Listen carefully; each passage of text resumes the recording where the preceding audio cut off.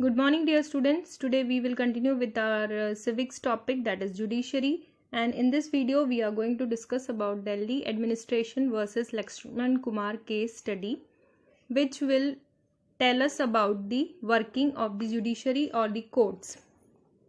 So in 1920, Lakshman Kumar married Sudha Goel. The story or the case study tells us that Lakshman Kumar, who married Sudha Goel, they lived in a flat in Delhi with his brothers and his family members. But Sudha was killed by her in-laws. Later on, Sudha's family gave the statement that, but the family statement was that she died due to accidental fire which was caught in her sari. But the neighbors who witnessed the incident, they were called into the court and they were asked regarding the incident. So they said that they saw Sudha standing with the sari in flames and she was screaming at the night. The neighbors went near her and tried to extinguish the fire, wrapping Sudha in a blanket. But during that time only, Sudha told them that she was being tortured by the in-laws for dowry, and due to that only they tried to kill her even. But Sudha's in-laws defended themselves by telling that it was an accidental incident. They don't have any kind of relation with it, any kind of correlation with it. So the case was filed against the in-laws by Sudha's family, and later on they were called in the trial court, where all the witnesses, all the incidents, everything was being presented into the court, and court decided that Lakshman, his mother and his brother-in-law, three of them are the convicts, and they were sentenced, all three of them were sentenced to death. Later on, in November 1983, the three accused appealed in the High Court against the verdict which was being given in the trial court, and High Court decided that Sudha died due to accidental fire caused by the kerosene stove, because all the witnesses and whatever witnesses or were being presented into the court were totally against that case. So what happened here? Sudha's family won the case in the High Court and they were released from the jail even, and they were, all three were acquitted. Acquitted means they were being told by the court that you are not at all a criminal. Finally, in 1985, case reached Supreme Court due to PIL. Students, this PIL we will discuss in detail in next video, but for your convenience I will just introduce this PIL to you. See what happens. Some cases in the court which have a correlation to each other, like if I have a problem, the same problem others are also facing. So on behalf of all those people who are facing the same problem like me, I will case a file in a court. Okay, so that is known as PIL. So due to the increase in the death rate due to dowry, what happened in 1985, many people filed PIL or dropped a PIL in the Supreme Court.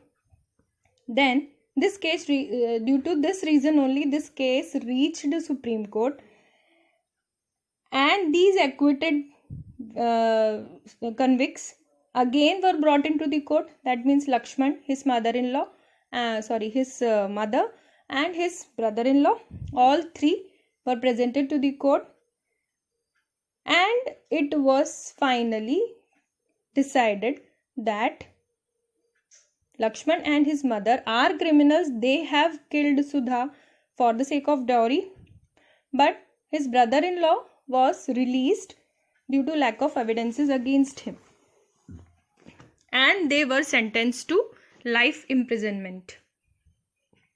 So this is all about the case. So what we come to know regarding the structure of courts, which we have discussed in the previous video, that there are 3 levels of court.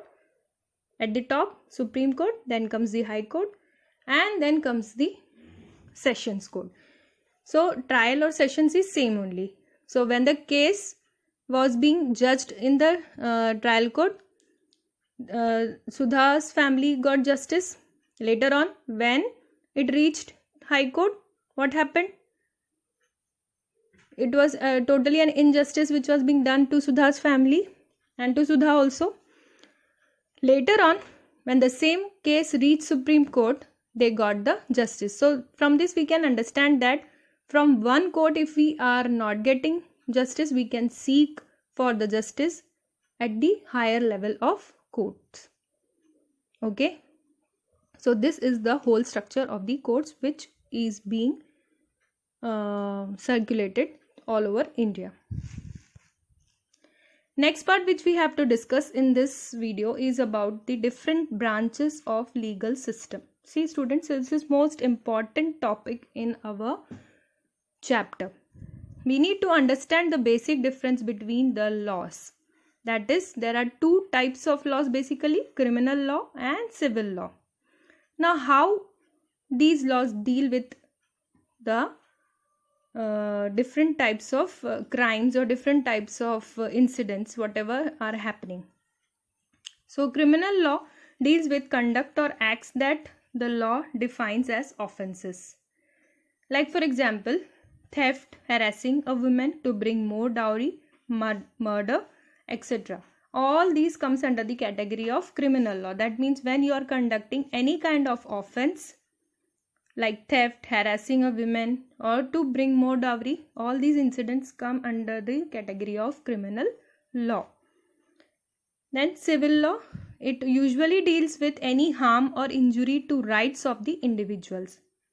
Basically, when your rights are being violated, that kind of crime or that kind of incidents or that kind of issues related to these type of things are categorized under civil law.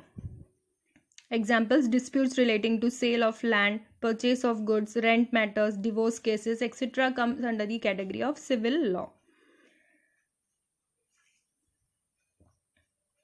It usually begins with the first information report. Okay, usually each and every case is started with first information report or begins with first information report, that is FIR, with the police who investigate the crime, after which a case is filed in the court. First of all, who go through the case? Police go through the case first of all. No? First of all, they file a case in the police station where it is known as FIR. Then later on, they investigate the whole case in their own way. Later on, this case is presented into the court. And civil laws, actually what happens, there is difference between civil law and criminal law. For criminal law, you need to reach to the police station first of all, but in civil laws, it is not necessary every time to reach to the police station. You can directly file a petition in a court. Okay, so civil law, a petition to be filed before the relevant court by the affected party only in a rent matter. Either the landlord or tenant can file a case. Basically, for rent matters or for divorce cases or anything like that related to purchase or sale of land or anything like that, in these type of cases, you don't need to go to police station first of all or to file an FIR or lodge an FIR, but you can directly reach court and file a petition regarding these issues. Now, third point is, in criminal laws, what happens? If found guilty, the accused can be sent to jail and also fined, and even they can sentence to death for more offendable crimes like murder or something like that. Okay, so criminal laws basically are offendable and are punishable even. That depends on the court, what they are giving the punishments or fines or whatever they are charging. Civil laws, the court gives the specific relief asked for. For instance, in a case between a landlord and a tenant, the court can order the flat to be vacated and pending rent to be paid. But in civil laws, what happens? A specific relief is being given to one of the parties who actually is right in his part. Like for example, means a case between a landlord and a tenant is there in the court, and the court ordered the flat to be vacated.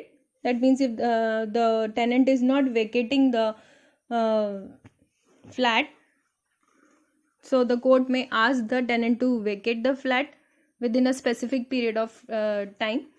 And the pending rent, if they are not pending rent even, so the court may ask the tenant to pay the pending rent also. And if the landlord is wrong in his part, then what will happen? The landlord may be asked to give specific